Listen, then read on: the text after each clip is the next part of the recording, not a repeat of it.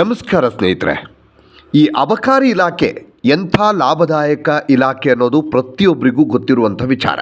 ಯಾಕಂದರೆ ಈ ಅಬಕಾರಿ ಇಲಾಖೆಗೆ ಹೋಗೋದಕ್ಕೆ ಮತ್ತು ಅಬಕಾರಿ ಇಲಾಖೆಯಲ್ಲಿ ಅಧಿಕಾರಿಗಳಾಗೋದಕ್ಕೆ ಬಹಳ ಜನ ಸಾಕಷ್ಟು ಪ್ರಯತ್ನಗಳನ್ನು ಮಾಡ್ತಾರೆ. ಮತ್ತು ತೆರೆಯ ಹಿಂದೆ ಬಹಳಷ್ಟು ಕೆಲಸಗಳು ಕೂಡ, ಅಂದರೆ ಕಾಣದ ಕೈಗಳು ಕೂಡ ಕೆಲಸಗಳನ್ನು ಮಾಡ್ತವೆ. ಮತ್ತು ಯಾವ ರೀತಿ ಆ ಒಂದು ಹುದ್ದೆಗೆ ಹೋಗೋದಕ್ಕೆ ಪ್ರಯತ್ನ ಪಡ್ತಾರೆ ಅಂದರೆ ಎಲ್ಲವೂ ಕೂಡ ಗೊತ್ತಿರುವಂಥ ವಿಚಾರ.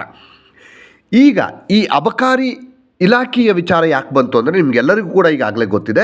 ಈ ಅಬಕಾರಿ ಇಲಾಖೆಯಲ್ಲಿ ಉಪ ಆಯುಕ್ತರಾಗಿ ಈ ಡಾಕ್ಟರ್ ಕೆ ಮೋಹನ್ ಅನ್ನೋರನ್ನು ವರ್ಗಾವಣೆ ಮಾಡಿರೋದು. ಇದರಲ್ಲಿ ಏನಪ್ಪ ವಿಶೇಷ? ಹೌದು, ವರ್ಗಾವಣೆ ಅದರಲ್ಲಿ ಏನು ವಿಶೇಷ ಅಂತ ನೀವು ಕೇಳಬಹುದು. ಇವರು ಯಾರು ಅನ್ನೋದನ್ನು ಮೊದಲು ತಿಳ್ಕೋಬೇಕು. ಡಾಕ್ಟರ್ ಕೆ ಮೋಹನ್ ಅನ್ನೋರು ಇವರು ಜಿಲ್ಲಾ ಉಸ್ತುವಾರಿ, ಅಂದರೆ ಮಂಡ್ಯ ಜಿಲ್ಲೆಯ ಉಸ್ತುವಾರಿ ಸಚಿವರಾಗಿರುವಂತಹ ಎನ್ ಚಲುವರಾಯಸ್ವಾಮಿ ಏನಿದ್ದಾರೆ ಮಿನಿಸ್ಟ್ರು, ಅವರ ಸಹೋದರನ ಪುತ್ರ ಇವರು. ಮಂಡ್ಯದ DHO ಆಗಿದ್ದಾರೆ ಡಾಕ್ಟರ್ ಕೆ ಮೋಹನ್ ಅಂತ. ಇವರ ಒಂದು ವರ್ಗಾವಣೆಯ ಪತ್ರ ಅದು ಒಂದು ಕಡೆ ನಕಲಿ ಅಂತ ಹೇಳ್ತಾರೆ, ಎಷ್ಟು ಸತ್ಯನೋ ಸುಳ್ಳೋ ಗೊತ್ತಿಲ್ಲ. ಆದರೆ ಈ ಒಂದು ಪತ್ರ ಸಾಮಾಜಿಕ ಜಾಲತಾಣದಲ್ಲಿ ಸಿಕ್ಕಾಪಟ್ಟೆ ವೈರಲ್ ಆಗ್ತಾ ಇದೆ. ಯಾಕೆ ವೈರಲ್ ಆಗ್ತಾಯಿದೆ, ಅದರಲ್ಲಿ ಏನು ವಿಶೇಷ ಅಂತ ಕೇಳಬಹುದು. ಇಲ್ಲೇ ಇರೋದು ವಿಷಯ.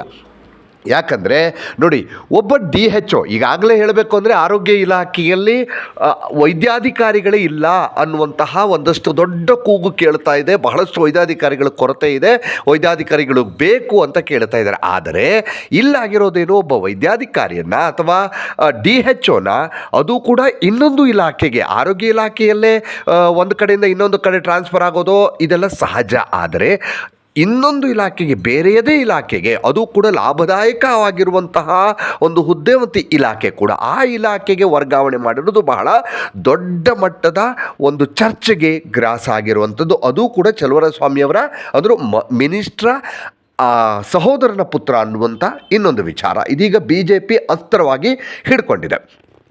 ಈ ಒಂದು ವಿಚಾರಕ್ಕೆ ಸಂಬಂಧಪಟ್ಟ ಹಾಗೆ ಈಗಾಗಲೇ ನಾನಿಲ್ಲಿ ನಿಮಗೇನು ತೋರಿಸ್ತಾ ಇದ್ದೀನಿ, ಈ ಲೆಟ್ರು ಇದು ಸಿದ್ದರಾಮಯ್ಯನವರು ರಾಜ್ಯದ ಮುಖ್ಯಮಂತ್ರಿಯವರ ಲೆಟರ್ ಹೆಡ್ಡಲ್ಲೇ ಈ ರೀತಿಯಾದ ಒಂದು ಆದೇಶ ಇರುವಂಥದ್ದು. ಇದು ಈಗ ಹೇಳ್ತಾ ಇದ್ದಾರೆ, ಅಂದರೆ ಮುಖ್ಯಮಂತ್ರಿಯವರ ಕಚೇರಿ ಏನಿದೆ, CM ಕಚೇರಿಯಿಂದ ಒಂದು ಸ್ಪಷ್ಟನೆ ಕೊಟ್ಟಿದ್ದಾರೆ. ಇದು ನಕಲಿ ಪತ್ರ ಅನ್ನುವಂತಹ ಒಂದು ಸ್ಪಷ್ಟನೆಯನ್ನು ಕೊಟ್ಟಿದ್ದಾರೆ. ಆದರೆ ಓಕೆ, ನಕಲಿ ಪತ್ರ ಆಗಿರೋದೇ ಆಗಿದ್ದರೆ, ಅದು ಲೆಟರ್ ಹೆಡನ್ನು ನಕಲಿ ಮಾಡ್ತಾರೆ, ರಾಜ್ಯದ CMನ ಪತ್ರವನ್ನು ಅಂದರೆ ಲೆಟರ್ ಹೆಡನ್ನು ನಕಲಿ ಮಾಡ್ತಾರೆ ಅಂದರೆ ಇದು ಸಣ್ಣ ವಿಚಾರ ಅಲ್ಲ, ಬಹಳ ದೊಡ್ಡ ವಿಚಾರ ಆಗುತ್ತೆ. ಹಾಗಾಗಿ ಇದನ್ನು ತನಿಖೆಗೆ ಒಳಪಡಿಸಬೇಕು. ಈಗ ತನಿಖೆಗೆ ಒಳಪಡಿಸಿದ್ದೀವಿ, ತನಿಖೆ ಮಾಡ್ತೀವಿ ಅಂತ ಕೂಡ ಕಚೇರಿಯಿಂದ ಒಂದು ಸ್ಪಷ್ಟನೆ ಸಿಕ್ಕಿದೆ. ಅದು ಎಷ್ಟು ಮಟ್ಟಿಗೆ ಇದು ತನಿಖೆ ಆಗುತ್ತೆ, ಇದು ಸುಳ್ಳ ಅಥವಾ ಇದನ್ನು ನಕಲಿ ಆಗಿದ್ದರೆ ನಕಲಿ ಮಾಡಿದವರು ಯಾರು, ಅವರನ್ನು ಕೂಡ ಬಂಧಿಸಬೇಕಾಗತ್ತೆ. ಅದನ್ನೆಲ್ಲವನ್ನೂ ಕೂಡ ಮುಂದೆ ತೋರಿಸ್ಬೇಕಾಗತ್ತಲ್ವಾ. ಬಹಳಷ್ಟು ಹಿಂದಿನ ಕೆಲವು ವಿಚಾರಗಳಲ್ಲಿ ಇದು ಯಾವುದು ಕೂಡ ಆಗಿಲ್ಲ. ಈಗ ನಕಲಿ ನಾವು ತನಿಖೆ ಮಾಡ್ತೀವಿ ಅಂತ ಹೇಳಿ ಅಲ್ಲೇ ಕೈ ಬಿಡ್ತಾರೆ, ಬಿಟ್ಟರೆ ಅದರ ಅಪ್ಡೇಟ್ ಅನ್ನುವಂಥದ್ದು ಮುಂದೆ ಸಿಗೋದೇ ಇಲ್ಲ, ಅಲ್ಲಿಗೆ ಎಲ್ಲರೂ ಕೂಡ ಮರೆತು ಬಿಡ್ತಾರೆ. ಆದರೆ ಈ ವಿಚಾರದಲ್ಲಿ CM ತನಿಖೆಗೆ ಆದೇಶ ಮಾಡಿದ್ದೇ ಆದರೆ ಆ ವ್ಯಕ್ತಿ ಯಾರು, ಹಾಗಾದರೆ ಇದನ್ನು ನಕಲಿ ಮಾಡಿದಂಥವ್ರು ಯಾರು ಅನ್ನೋದು ಕೂಡ ಇಂಪಾರ್ಟೆಂಟ್ ಆಗುತ್ತೆ. ಅಲ್ಲಿ ಡಾಕ್ಟರ್ ಕೆ ಮೋಹನ್ ಅವರು ಹೇಳ್ತಾರೆ, ಇಲ್ಲ ನಾನು ಇದು ಕೂಡ ನಕಲಿ, ನಾನು ವರ್ಗಾವಣೆ ಕೇಳಿದ್ದೆ ಬಹಳ ಹಿಂದೆ, ಆದರೆ ಈಗ ಏನು ವರ್ಗಾವಣೆ ನಾನು ಬಯಸಿಲ್ಲ, ನಾನೀಗ ಇದರಲ್ಲೇ DHO ಆಗಿ ಮುಂದುವರಿತಾ ಇದ್ದೀನಿ ಅಂತ ಒಂದು ಸ್ಪಷ್ಟನೆ ಕೊಡ್ತಾರೆ.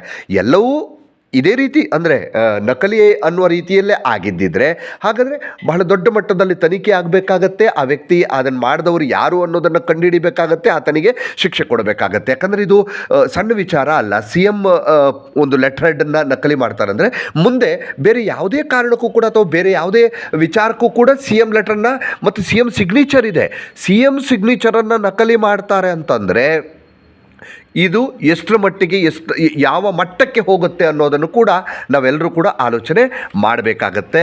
ನೋಡೋಣ ಮುಂದಿನ ದಿನಗಳಲ್ಲಿ ಈ ಒಂದು ವಿಚಾರವನ್ನು ಇಲ್ಲಿಗೆ ಕೈ ಬಿಡ್ತಾರೋ ಅಥವಾ ಜನರ ಮನಸ್ಸಿನಿಂದ ಮಾಸಿ ಹೋಗುವ ಹಾಗೆ ಸ್ವಲ್ಪ ದಿನ ಕಾಪಾಡ್ಕೊಳ್ತಾರೋ, ಏನಾಗುತ್ತೆ ಅನ್ನೋದನ್ನು ಕಾದು ನೋಡಬೇಕಾಗಿದೆ. ಇನ್ನಷ್ಟು ವಿಡಿಯೋಗಳಿಗಾಗಿ ಮೀಡಿಯಾ18 ಕರ್ನಾಟಕ ಚಾನಲನ್ನು ಸಬ್ಸ್ಕ್ರೈಬ್ ಮಾಡಿ ಹಾಗೂ ಹೊಸ ವಿಡಿಯೋಗಳ ಅಪ್ಡೇಟ್ಗಳಿಗಾಗಿ ಬೆಲ್ ಐಕನನ್ನು ಕ್ಲಿಕ್ ಮಾಡಿ. Thank you.